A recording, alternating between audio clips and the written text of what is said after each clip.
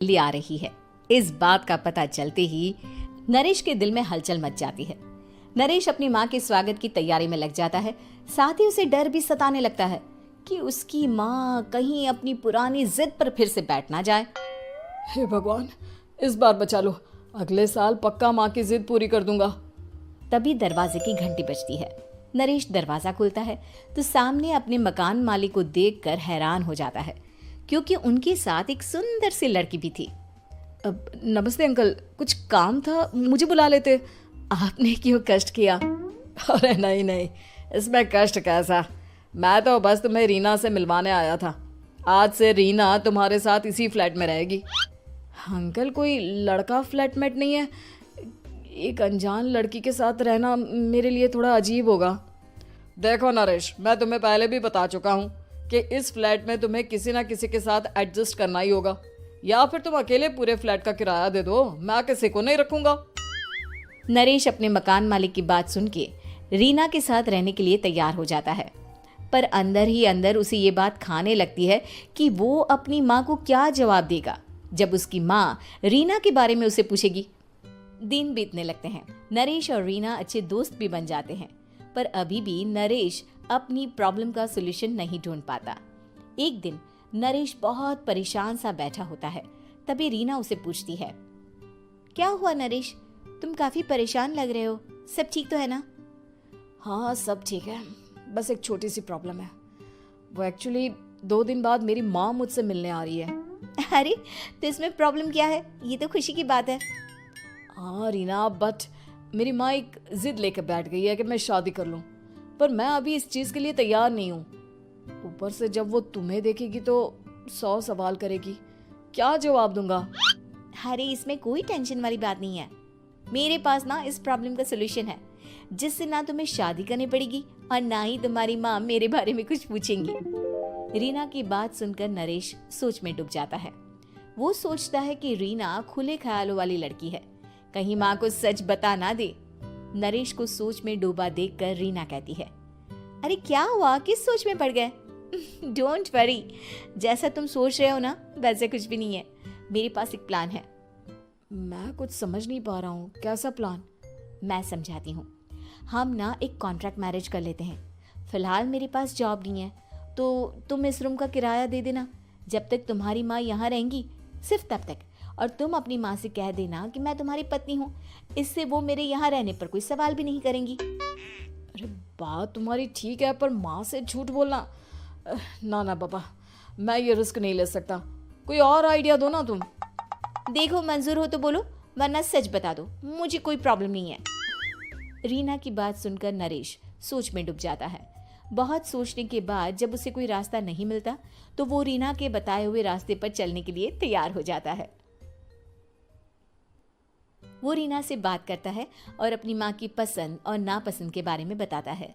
रीना भी नरेश की सभी बातों को ध्यान से सुनती है, ताकि कहीं उससे कोई गलती ना हो जाए। आखिर वो दिन भी आ जाता है जब नरेश की माँ उससे मिलने दिल्ली आ जाती है। नरेश अपनी माँ को फ्लैट पर लेकर जाता है। जैसे ही नरेश की माँ फ्लैट के अंदर जाती है, रीना उसके पैर छू लेती है। ये देखकर नरेश की माँ थोड़ी घबरा जाती है और नरेश से पूछती है, अरे बेटा नरेश, ये कौन है? माँ ये आपकी बहू रीना है। माफ़ी चाहता हूँ, सब कुछ इतनी जल्दी में हुआ कि आपको बता ही नहीं पाया, इसलिए सोचा कि क्यों ना आपको सरप्राइज दिया जाए। अरे बेटा, मैं तो बस तेरा घर बसा हुआ देखना चाहती थी। हाँ, बहुत अरमान थे अपनी इकलौते बेटी की शादी को लेकर, लेकिन कोई बात नहीं, शायद किस्मत को यही मंजूर होगा। ये कहते ही नरेश की माँ रीना को गले लगा लेती है। रीना बेटिया, मेरा बेटा ना थोड़ा नादान है, पर तुम काफी समझदार लगती हो, और मैं जानती हूँ कि तुम इसका बहुत अच्छे से ध्यान रखोगी। माँ आप चिंता मत कीजिए, मैं सब संभाल लूंगी। नरेश की माँ अपने बहू और बेटे के साथ खुशी खुशी रहने लगती है। दिन बीतने लगते हैं। नरेश की माँ और रीना का रिश्ता बहुत मजबूत होता चला जाता है। वो दोनों सारा दिन एक साथ रहती और खूब बातें करती। इधर साथ रहते रहते नरेश और रीना भी एक दूसरे से प्यार करने लगते हैं। दोनों को इस बात का एहसास हो जाता है, फिर भी वो इस बात को छुपा कर ही रखते हैं। एक दिन नरेश की माँ और रीना शादी के बारे में बात करने लगते हैं। रीना बिटिया, ये तो नरेश ने मुझे बिना बताए शादी कर ली, वरना मैं तो अपनी इकलौती बेटी की शादी इतनी धूमधाम से करती कि सारी दुनिया देखती रह जाती। अच्छा माँ, आप ऐसा भी क्या करती नरेश और मेरी शादी में जो दुनिया देखती रह जाती?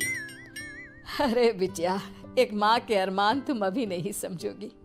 मैं तो अपनी बहू को एक रानी की तरह लेकर आती और शादी भी बिल्कुल शाही अंदाज में करती, पर मेरे तो सारे अरमान ऐसे ही रह गए।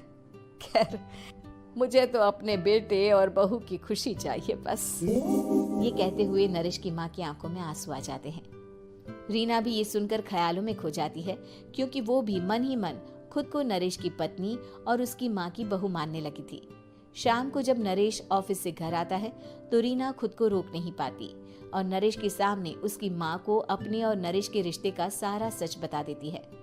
रीना की बात सुनकर नरेश की माँ दोनों से बहुत नाराज हो जाती है और घर वापस जाने की बात करने लगती है। तुम दोनों ने मुझसे सच छुपाकर बहुत ठेस पहुंचाई है मुझे। अब तुम लोगों के साथ नहीं रहना चाहती मैं, कल ही वापस चली जाऊंगी अपने घर। माँ, मुझे माफ कर दो, ये सब मैंने रीना के कहने पर ही किया है, वरना मैं भी आपको कभी ठेस पहुंचाने के बारे में सोच भी नहीं सकता। हाँ माँ, हमने ये सिर्फ आपका दिल रखने के लिए किया, प्लीज हम दोनों को माफ कर दीजिए।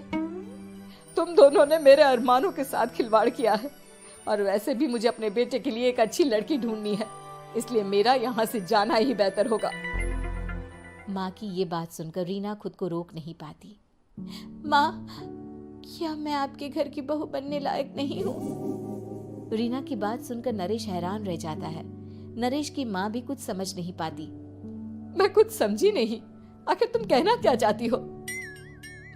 माँ, मैं वो नरेश से बहुत प्यार करती हूँ और साथ ही साथ मैं आपको भी अपनी माँ मान बैठी हूँ। आज जब आपकी बातें सुनी तो खुद को रोक नहीं पाई, इसलिए सारा सच आपको बता दिया। रीना की बात सुनकर नरेश की माँ की आंखों में आंसू आ जाते हैं और वो अपने बेटे नरेश और रीना को गले लगा लेती है। मेरे घर की बहू तो सिर्फ रीना बिटिया ही बनेगी। मैं आज ही तुम दोनों की शादी की तारीख निकलवा दूंगी, बस एक बार तुम्हारे घर वाले मान जाए।